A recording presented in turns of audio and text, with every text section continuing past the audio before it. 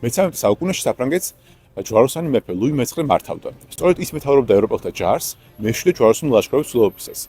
ეს ჯვაროსნული ლაშქრობა ფიასკოთი დასრულდა, ხოლო მეფე ლუი ტყვედ ჩავარდა. მაგრამ ამ სულს არ გაუნელებია მეფის სურვილი, რომ მოეწყო ახალი ჯვაროსნული ლაშქრობა.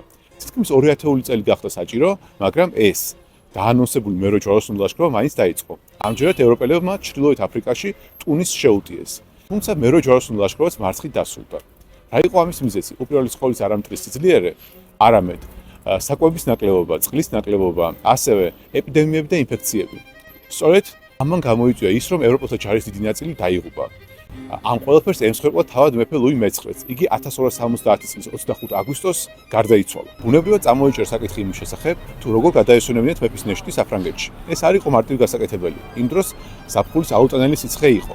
გარდა ამისა, შეტაკებები მუსლიმებთან გრძელდებოდა. სწორედ ამიტომ გადაწყვიტეს, რომ მეფის სხეული მოეხარშათ. დიახ, არ მოგესმათ, უნდა მოეხარშათ.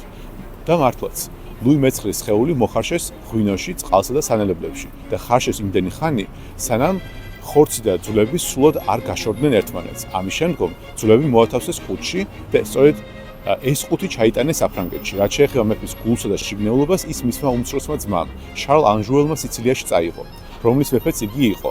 უნდა აღინიშნოს, რომ ამგვარი პროცედურა სიახლე არ ყოფილა. ეს გავრცელებული პრაქტიკა იყო შუა საუკუნეების ევროპაში.